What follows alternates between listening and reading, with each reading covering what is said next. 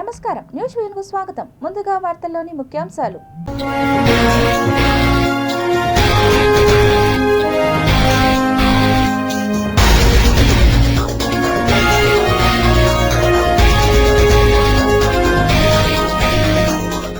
Artemis 2 machine విజయవంతం.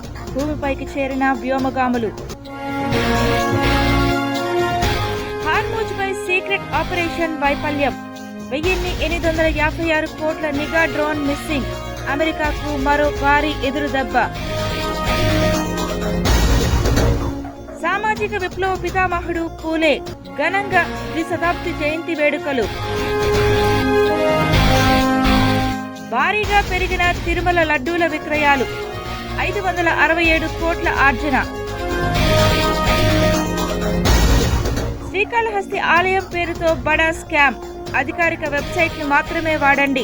భక్తులకు విజ్ఞప్తి చేసిన దేవస్థానం.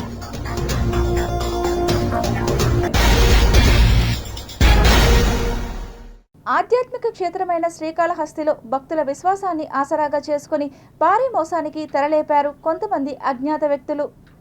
శ్రీకాళహస్తీశ్వర స్వామివారి దేవస్థానం పేరుతో నకిలీ వెబ్సైట్ను సృష్టించి భక్తుల నుంచి అక్రమంగా డబ్బులు వసూలు చేస్తున్నట్లు ఆలయ అధికారుల దృష్టికి వచ్చింది. ప్రస్తుతం సోషల్ మీడియా మరియు గూగుల్ సెర్చ్ ఇంజిన్లలో https.devdam.com అనే వెబ్సైట్ ద్వారా శ్రీకాళహస్తి ఆలయ సేవలు అందుబాటులో ఉన్నట్లు తప్పుదారి పట్టిస్తున్నారు. శ్రీ స్వామి అమ్మవార్ల దర్శన టికెట్లు, ఆర్జిత సేవలు, ముఖ్యంగా దోష నివారణ కోసం చేసే రాహుకేతు పూజల టికెట్లు ఈ వెబ్సైట్లో లభిస్తాయని నమ్మిస్తూ భక్తులను మోసగిస్తున్నారు. నిత్యం వేల సంఖ్యలో భక్తులు వచ్చే ఈ పుణ్యక్షేత్రం పేరును వాడుకొని అమాయక భక్తుల నుంచి నగదు కాజేస్తున్నారని అధికారులు గుర్తించారు.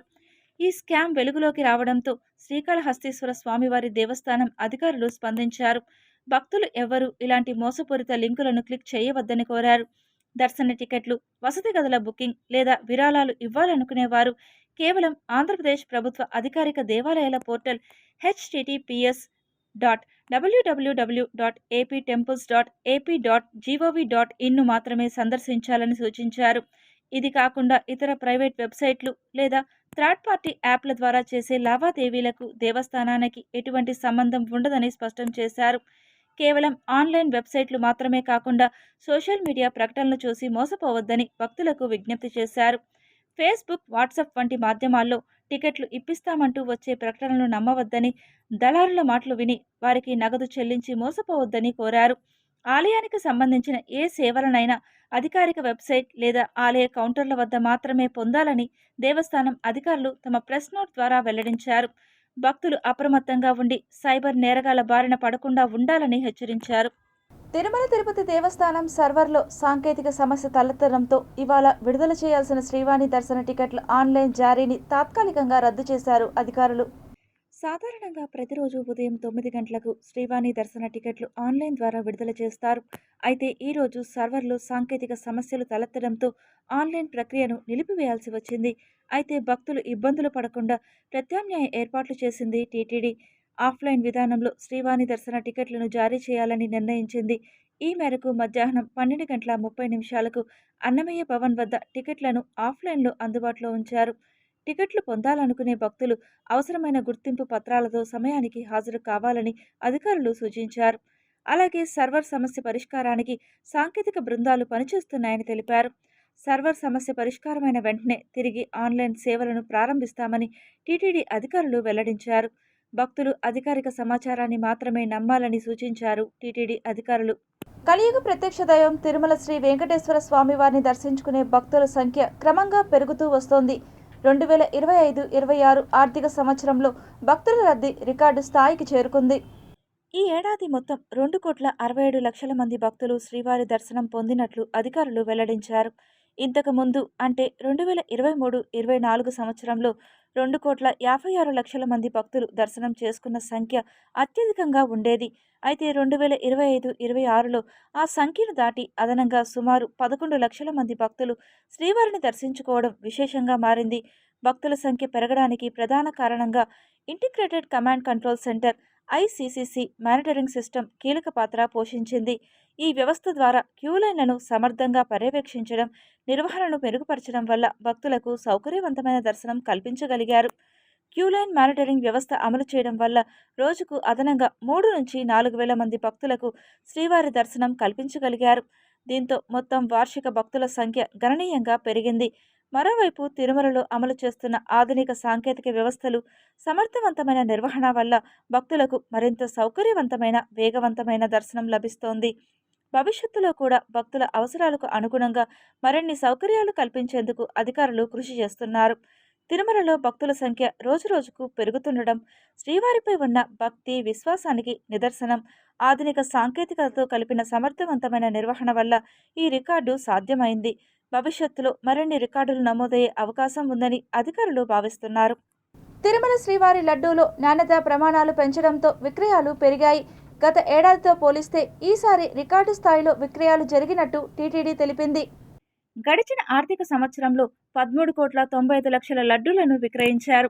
2025 ఏప్రిల్ నుంచి 2026 మార్చి వరకు 13,95,43,231 లడ్డూలను భక్తులకు విక్రయించగా 2024-25లో 12,18,53,535 లడ్డూలను అమ్మారు. అంటే ఏడాదిలో అదనంగా 1,76,00,000 లడ్డూలను విక్రయించారు. టీటీడీ ప్రస్తుతం రోజుకు 4 లక్షల లడ్డూలను తయారు చేస్తున్న విషయం తెలిసిందే. శ్రీవారిని దర్శించుకునే ప్రతి ఒక్కరికి ఒక లడ్డూను ఉచితంగా ఇవ్వడంతో పాటు అదనంగా కావాలనుకునే వారికి 50 రూపాయలకి ఒకటి చొప్పున అమ్ముతోంది. గడిచిన వార్షిక ఏడాదిలో లడ్డూల విక్రయాల ద్వారా 567 కోట్లు వచ్చినట్లు సమాచారం. కాగా కూటమి ప్రభుత్వం వచ్చిన తర్వాత శ్రీవారి లడ్డూల నాణ్యతపై ప్రత్యేక దృష్టి సారించిన విషయం తెలిసిందే. నెయ్యి నాణ్యతను పెంచడంతో పాటు ముడిసరుకుల కొనుగోళ్లలో ప్రత్యేక శ్రద్ధ వహించారు. లడ్డూల నాణ్యత పెరిగిందంటూ భక్తుల నుంచి ప్రశంసలందాయి. దీనికి నిదర్శనంగా గడిచిన ఏడాది భారీగా లడ్డూలు అమ్ముడయ్యాయి. తిరుపతి జిల్లా సూళ్లూరుపేటలో జరిగిన జ్యువెలరీ షాప్ రాబరీ కేసును పోలీసులు విజయవంతంగా ఛేదించారు. తిరుపతి జిల్లా ఎస్పీ ఎల్ సుబ్బరాయుడు ఐపీఎస్ ప్రతిష్టాత్మకంగా తీసుకుని ప్రత్యేక దర్యాప్తు బృందాలను ఏర్పాటు చేశారు. మార్చి 14న మధ్యాహ్నం సుమారు 2:30 సమయంలో సూళ్లూరుపేట పట్టణంలోని శ్రీ వెంకటేశ్వర జ్యువెలర్స్లో ఒక వ్యక్తి బంగారు గొలుసులు కొనుగోలు చేయాలనే నెపంతో షాప్లోకి ప్రవేశించాడు. అనంతరం యజమాని కళ్లల్లో కారంపొడి చల్లి 12 బంగారు గొలుసులను దోచుకుని పరారయ్యాడు. ఈ ఘటనపై అదనపు ఎస్పీ క్రైమ్స్ ఏ శ్రీనివాసులు, నాయుడుపేట డీఎస్పీ జి చెంచుబాబు ఆధ్వర్యంలో ప్రత్యేక బృందాలు అన్ని కోణాల్లో దర్యాప్తు చేపట్టాయి. సాంకేతిక ఆధారాలు, సమాచారంతో నిందితుడిని గుర్తించి అదుపులోకి తీసుకున్నారు. అరెస్టైన నిందితుడు వేల్ మురుగన్ బాబు అలియాస్ పల్సర్ బాబు 35, తమిళనాడు రాష్ట్రం చెన్నైకి చెందినవాడు. అతను సుమారు 10 సంవత్సరాలుగా వివిధ నేరాల్లో పాల్గొంటూ మొత్తం 24 కేసుల్లో ముద్దాయిగా ఉన్నట్లు పోలీసులు తెలిపారు. అతనిపై పలు నాన్ బెయిలబుల్ వారెంట్లు కూడా పెండింగ్లో ఉన్నాయి. నిందితుడి వద్ద నుండి 14 లక్షల విలువైన 112 గ్రాముల బంగారు ఆభరణాలు మరియు నేరానికి ఉపయోగించిన స్కూటీని పోలీసులు స్వాధీనం చేసుకున్నారు. తమిళనాడు పోలీసులు కూడా ఈ నిందితుడి కోసం గాలిస్తున్నట్లు వెల్లడించారు. ఈ కేసును ఛేదించడంలో కీలక పాత్ర పోషించిన పోలీస్ అధికారులను జిల్లా ఎస్పీ అభినందించి వారికి రివార్డులు ప్రకటించారు. సూళ్లూరుపేటలో ఒక నగల యజమాని ఉన్నప్పుడు నగలు కొనడానికి వెళ్ళే వ్యక్తిగా వెళ్ళి అతన్ని దృష్టి మరల్చి దాదాపు 12 చైన్లు, 112 గ్రాముల వర్త్ ఆఫ్ గోల్డ్, దాదాపు 12 లక్షల విలువ గల గోల్డ్ని తీసుకొని మోటార్ సైకిల్లో పారిపోవడం జరిగింది. అతను కళ్ళల్లో కారం కొట్టాడు. జోబులో ఉన్న కారాన్ని ఆ వ్యక్తిపై కొట్టి పారిపోయాడు.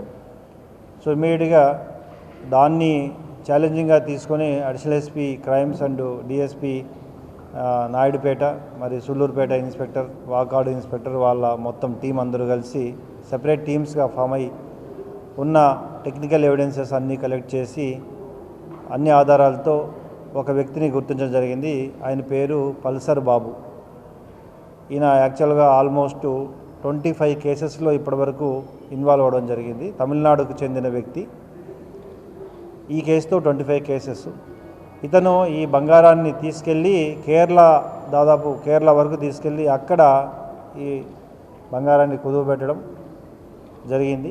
ఇదంతా కూడా అతన్ని గుర్తించి అతన్ని మళ్ళీ అదుపులో తీసుకొని నగలన్నీ రికవరీ చేసి కంప్లీట్గా పోయిన వ్యక్తికి అప్పగించడంలో ప్రధాన పాత్ర పోషించిన అడిషనల్ ఎస్పీ క్రైమ్స్, డిఎస్పీ మరి సూళ్ళూరుపేట ఇన్స్పెక్టర్ వాళ్ళ బృందాన్ని అభినందిస్తూ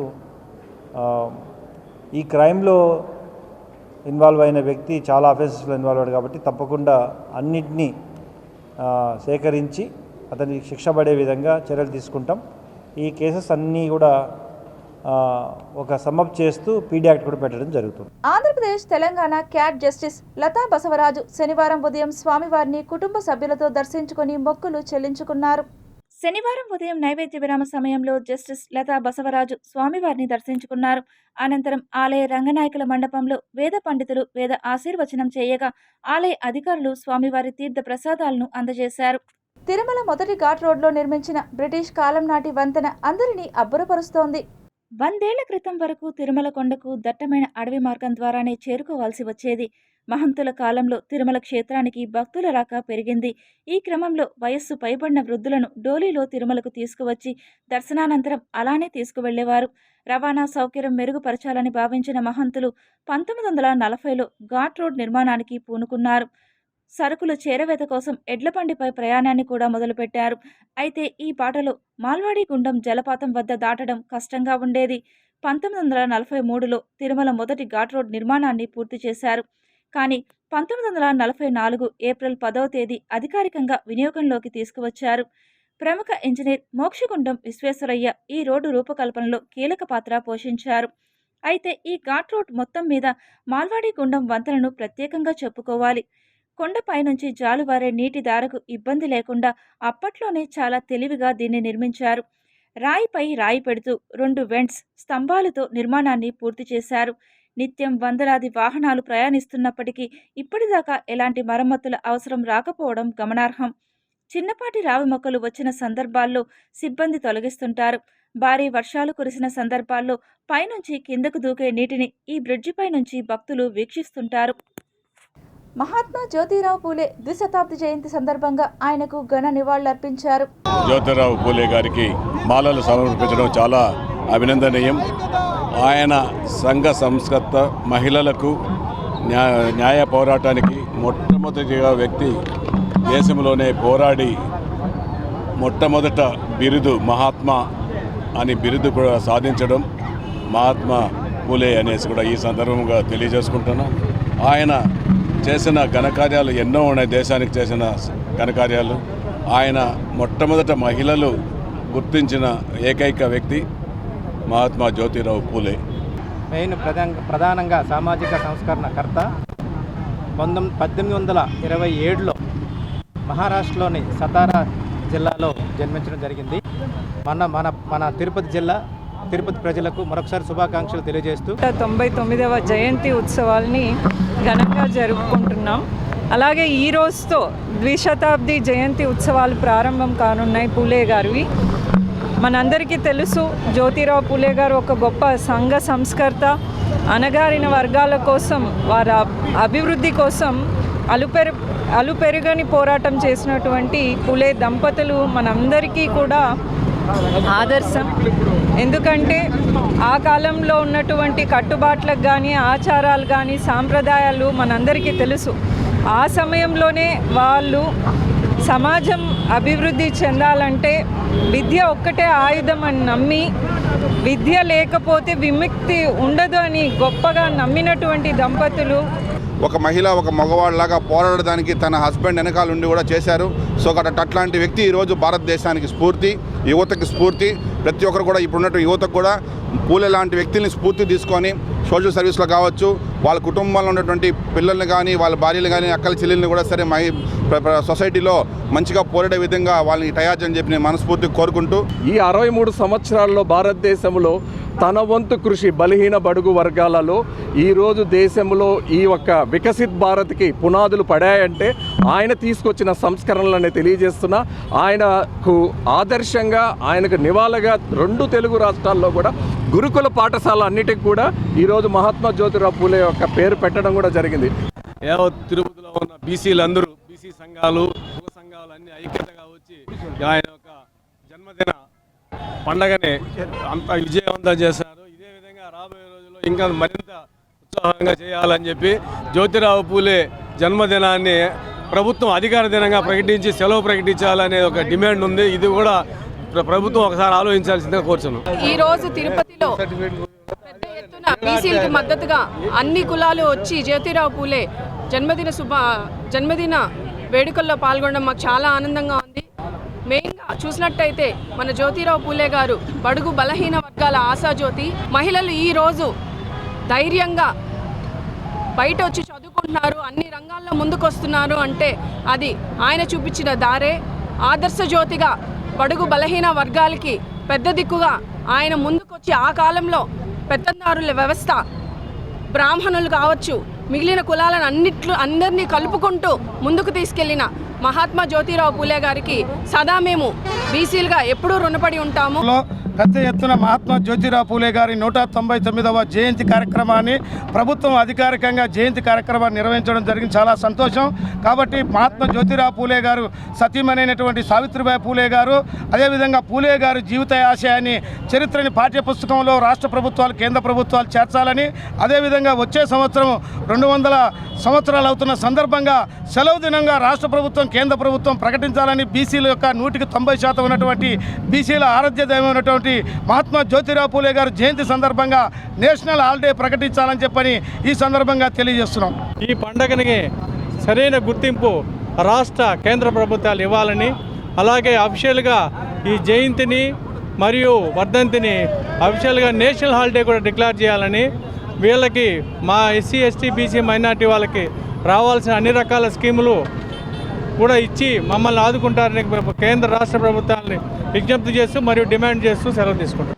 ఆయన మహిళలకు చదువు కావాలి, మహిళలు చదువుకుంటేనే మన దేశ అభివృద్ధి చెందుతుంది అనే ఉద్దేశంతో మొట్టమొదట వారి శ్రీమతి సావిత్రిబాయి పూలే గారికి చదువు నేర్పి మొట్టమొదట తొలి ఉపాధ్యాయునిరాలుగా చేసి మహిళలకు విద్యను ప్రసాదించిన మహానుభావుడు జ్యోతిరావు పూలే గారు. ఈరోజు ప్రతి ఒక్కరికి సంక్షేమ పథకాలు అందుతున్నాయంటే దానికి ముఖ్యము జ్యోతిరావు పూలే గారు. ఆయన అడుగు జాడల్లో ప్రతి ఒక్కరూ నడవాలని ఈరోజు మన గౌరవ ప్రధాని నరేంద్ర మోడీ గారు కూడా ఆయన ఆశయ సాధన కోసం ఎంతో కృషి చేస్తున్నారు. ప్రజలకు సేవ, సహాయం చేయడం తనకు పూర్వజన్మ సుకృతం అని టీడీపీ సీనియర్ నాయకులు మబ్బు దేవనారాయణ రెడ్డి, ప్రముఖ పారిశ్రామికవేత్త పీసీ రాయులు కొనియాడారు. తిరుపతి కస్తూర్బా గాంధీ 157వ జయంతిని పురస్కరించుకొని తిరుపతి గాంధీ రోడ్లో పీసీ రాయులు కార్యాలయం వద్ద సుమారు 500 మందికి అన్నదానం, 200 మందికి వస్త్రదానం చేసి దాతృత్వాన్ని చాటుకున్నారు. అంతకుముందు కస్తూర్బా గాంధీ 157వ జయంతిని పురస్కరించుకొని కేకును కట్ చేసి పంచిపెట్టారు. ఈ సందర్భంగా మబ్బు దేవనారాయణ రెడ్డి, పీసీ రాయులు మీడియాతో మాట్లాడుతూ భారతదేశ మొట్టమొదటి స్వాతంత్ర మహిళా సమరయోధురాలు, సామాజిక కార్యకర్త, చదువురాని స్థితి నుంచి గాంధీజీ వద్ద విద్య నేర్చుకుని అంటరానితనం, బాల్య వివాహాలకు వ్యతిరేకంగా కస్తూర్బా గాంధీ పోరాడారు. స్వయంగా ఆమె ఖాదీ నేస్తూ ఆశ్రమం బాధ్యతలు చూసేవారని తెలిపారు.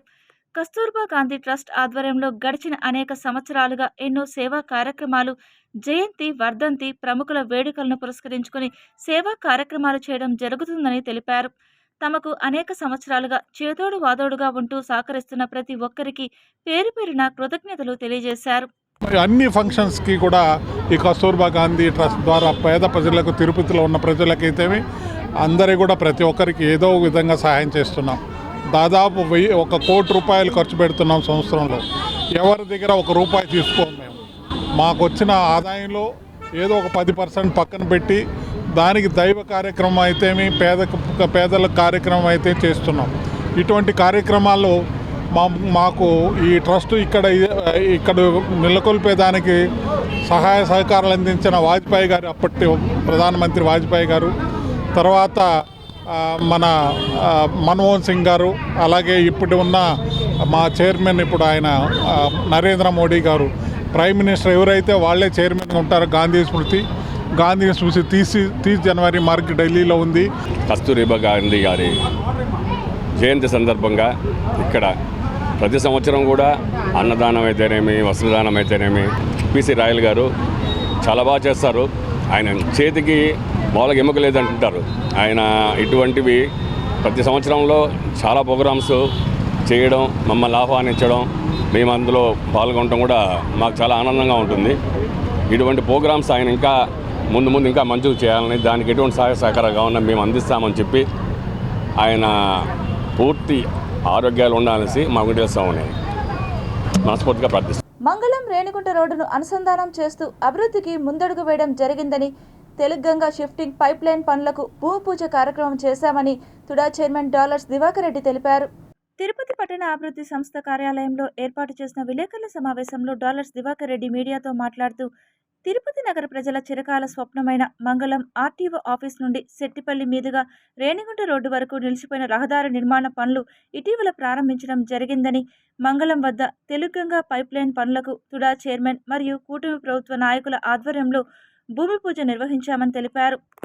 ఎన్నో సంవత్సరాలుగా పెండింగ్లో ఉన్నటువంటి 150 అడుగుల రోడ్డు మంగళం నుంచి రేణిగుంట పోయే రోడ్డు కూడా సుమారుగా 2.9 కిలోమీటర్ రోడ్డు విస్తీర్ణం. అది దాని కూడా నిన్నే మేము భూమి పూజ చేసి అక్కడ ఉన్నటువంటి తెలుగంగా వాటర్ పైపుని ఏదైతే ఉందో మంగళం మన తెలుగంగా నుంచి దామినేడు ఇందిరం హౌసెస్కి కలెక్టరేట్కి తిరుచువానికి పెట్టిన వాటర్ ఉందో దాన్ని కూడా వాటర్ లైన్ షిఫ్టింగ్ అంతా కూడా 3 crores రూపీస్ శాంక్షన్ చేయడం జరిగింది. ఇంకా 19 కోట్ల రూపాయలు కూడా తిరుమల తిరుపతి దేవస్థానం వారిసే రోడ్డు కూడా శాంక్షన్ చేశాము. అది నిన్నే కూడా భూమి పూజ చేయడం జరిగింది. అదే కాకుండా సెట్టిపల్లికి సంబంధించి ఇంకొక మరి 2 మాస్టర్ ప్లాన్ రోడ్స్ కూడా, ఒకటి వచ్చేసి 80 feet ఒకటి, ఒకటి 100 feet ఒకటి, ఇంకోటి ఎరికిలపడ్డ 60 feet ఒకటి. ఈ 3 మాస్టర్ ప్లాన్ రోడ్స్ కూడా అతి త్వరలో ఆర్డీపీ ఆల్రెడీ స్టార్ట్ అయిపోయింది, అవి కూడా స్టార్ట్ చేయబోతున్నాము. సో కాబట్టి యాజ్ సూన్ యాజ్ పాసిబుల్ సెట్టిపల్లిని ఒక న్యూ తిరుపతిగా చేయబోతున్నాము. ఆర్ఎస్ఎస్ బీజేపీ గురించి మాట్లాడే నైతిక హక్కు కాంగ్రెస్ పార్టీ నాయకులు మల్లికార్జున్ ఖార్గేకి లేదని బీజేపీ యువ నాయకులు పృథ్వీరెడ్డి మండిపడ్డారు. కాంగ్రెస్ పార్టీని భారతీయ జనతా పార్టీ 2014 నుండి ఇప్పటికీ 3 సార్లు భూస్థాపితం చేసినప్పటికీ ఏమాత్రం బుద్ధి రాకోకుండా ఇష్టానుసారంగా ఆర్ఎస్ఎస్ మరియు బీజేపీ గురించి అసభ్యకర పదజాలం వ్యవహరిస్తూ మాట్లాడడం సమంజసం కాదని, ఇప్పటికైనా బుద్ధి తెచ్చుకొని వ్యవహరించకపోతే రాబోయే రోజులలో మరింత గట్టిగా ప్రజలు బుద్ధి చెప్పే రోజులు ఆసన్నమైనవని హెచ్చరించారు. తిరుపతి ఎస్పీ కార్యాలయంలో ఎస్పీ ఏఎస్పీకి వినతిపత్రం అందజేసి కాంగ్రెస్ పార్టీ నాయకులు మల్లికార్జున్ ఖార్గేపై చర్యలు తీసుకోవాలని వినతిపత్రాన్ని పృథ్వీరెడ్డి అందజేశారు. మల్లికార్జున్ ఖర్గే గారు కాంగ్రెస్ జాతీయ అధ్యక్షులు ఏమాత్రం సిగ్గు శరం లేకుండా నోటికొచ్చిన మాటలన్నీ ఆయన మాట్లాడడం జరిగింది. మొన్న ఎలక్షన్ క్యాంపెయిన్లో ఎలా మాట్లాడతారు ఆయన? ఆర్ఎస్ఎస్ని బీజేపీని రెండింటిని కలిపి ఆయన అంటాడు, ఇవి స్నేక్స్తో సమానం, విషపాములు ఇవి. ముస్లింలు మీకు ఖురాన్లో రాసుందంట, మీరు ప్రేయర్ చేసేటప్పుడు కూడా మిడిల్లో లేసేసి పాము వస్తే చంపేసి మళ్ళీ పోయి ప్రేయర్లో కూర్చోవచ్చంట. ఏమన్నా బుద్ధి జ్ఞానం ఉందా మీకు? ఎలా మాట్లాడతారు? ఎంత గుండె ధైర్యం మీకు అలా మాట్లాడడానికి? ఆర్ఎస్ఎస్ గతం గురించి మీకు తెలీదా? మీకు ఒళ్ళు పెరిగింది కానీ బుర్ర పెరిగినట్టు కనిపించడం లేదు మాకు. అసలు మేము ఇలా గీత దాటి మాట్లాడే వ్యవహార శైలి మాకు లేదు. ఎందుకంటే భారతీయ జనతా పార్టీ మా యువమోర్చా నాయకులకు అన్ని ఎప్పుడు కూడా చెప్పేది ఏంటంటే ఫస్ట్ క్రమశిక్షణ, పద్ధతి, డిసిప్లిన్ ఇవి నేర్పిస్తుంది మాకు. కానీ ఎందుకు మాట్లాడాల్సి వస్తూ ఉందంటే మీరు అంత నీచంగా దిగజారి మాట్లాడుతున్నారు. మీరు ఆర్ఎస్ఎస్ 100 సంవత్సరాల చరిత్ర కలిగినటువంటి ఆర్గనైజేషను. ఈ రోజుకి భారతదేశంలో ఏకైక సోషల్ ఆర్గనైజేషన్, దేశం కోసం, ప్రజల కోసం, మన దేశం భారతీయ జెండా పైనుండాలి, భారత్ మాతాకి జై అనే ఒక నినాదంతో ముందరికెళ్తున్నటువంటి ఏకైక ఆర్గనైజేషన్ ఆర్ఎస్ఎస్. రేపటితో 100 సంవత్సరాలు పూర్తవుతోంది. తమపై అకారణంగా కూటమి సర్కార్ బురద జల్లే ప్రయత్నం చేస్తుందని వైఎస్ఆర్సీపీ చంద్రగిరి నియోజకవర్గ ఇన్ఛార్జ్ మోహిత్ రెడ్డి ఆవేదన వ్యక్తం చేశారు. వీళ్ళు ఏ భూమి అయితే ఈరోజు కొంతమంది నాయకులు, కొంతమంది టీడీపీ నాయకులు ఎమ్మెల్యే గారి సహకారంతో, లోకల్ పులివర్తి నాని గారు ఎమ్మెల్యే గారి సహకారంతో ఏవైతే భూమి ఈరోజు వాళ్ళు పట్టా చేసుకున్నారో అదే భూమిని చంద్రబాబు నాయుడు గారు 2024 ఎండింగ్లో ఈ భూమి వైఎస్ఆర్సీపీ నాయకులకు సంబంధించింది మాదని చెప్పి వాళ్ళు సోషల్ మీడియాలో కావచ్చు, ఆయన కావచ్చు, పవర్ పాయింట్ ప్రజెంటేషన్ పెట్టి ఆ రోజు చెప్పడం జరిగింది. ఆ భూమి నిజంగా మాదైతే ఈరోజు ఏ విధంగా వాళ్ళు రిజిస్టర్ చేసుకున్నారని చెప్పి ఈరోజు ఇక్కడి నుంచి సూటి ప్రశ్న పాత్రికేయ మిత్రులందరి ద్వారా అడుగుతున్నాను. ఎందుకంటే ఇంత అందరికీ తెలుసు టీడీపీ నాయకులు వాళ్ళ అవసరాల కోసం, వాళ్ళ గెలుపు కోసం ఎన్ని అబద్ధాలన్నా చెప్తారని చెప్పి.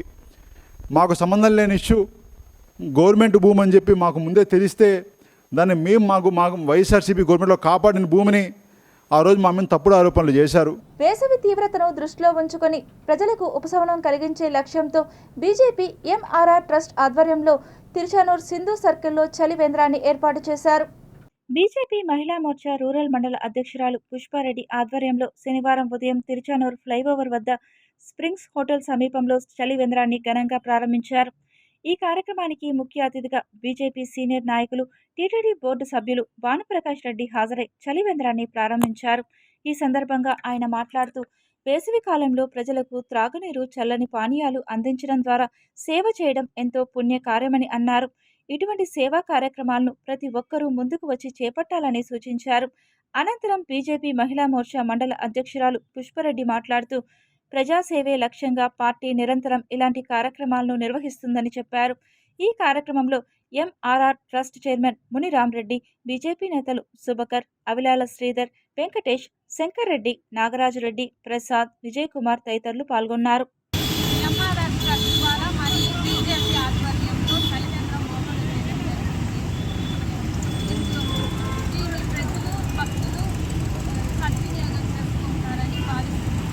ఎంఆర్ఆర్ చారిటబుల్ ట్రస్ట్ తరఫున చలివేంద్రం ఏర్పాటు చేశారు. ఈ వేసవి అత్యంత ఉధృతంగా ఉన్నందున భక్తులకు, ఇక్కడికి వచ్చేసే ప్రజలకు అందరికీ కూడా ఈ సదుపాయం చేయాలనేసి భారతీయ జనతా పార్టీ ఇక్కడ పూనుకొని ఎంఆర్ఆర్ చారిటబుల్ ట్రస్ట్ వారి సౌజన్యంతో ఈ కార్యక్రమాన్ని నిర్వహించారు. Tirupati bullion gold jewellery and silver merchants association సమాచారం మేరకు తిరుపతి లోకల్ బులియన్ మార్కెట్లో బంగారం, వెండి ధరలు ఇలా ఉంటాయి. 24 క్యారెట్ల బంగారం 10 గ్రాముల ధర 1,55,220 రూపాయలు. 22 క్యారెట్ల బంగారం 1 గ్రాము ధర 14,430 రూపాయలు. వెండి 1 కేజీ ధర 2,52,000 రూపాయలు. రీటైల్ వెండి 1 గ్రాము ధర 257 రూపాయలుగా ఉంటుంది. వార్తలు ముగించే ముందు ముఖ్యాంశాలు మరోసారి చూద్దాం.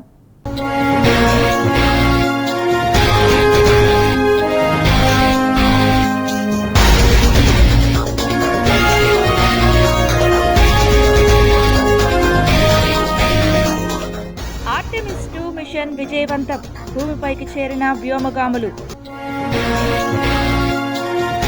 హార్మూజ్పై సీక్రెట్ ఆపరేషన్ వైఫల్యం, 1856 కోట్ల నిఘా డ్రోన్ మిస్సింగ్, అమెరికాకు మరో భారీ ఎదురుదెబ్బ. సామాజిక విప్లవ పితామహుడు పూలే ఘనంగా ద్విశతాబ్ది జయంతి వేడుకలు. భారీగా పెరిగిన తిరుమల లడ్డూల విక్రయాలు, 567 కోట్ల ఆర్జన. శ్రీకాళహస్తి ఆలయం పేరుతో బడా స్కామ్, అధికారిక వెబ్సైట్ను మాత్రమే వాడండి, భక్తులకు విజ్ఞప్తి చేసిన దేవస్థానం.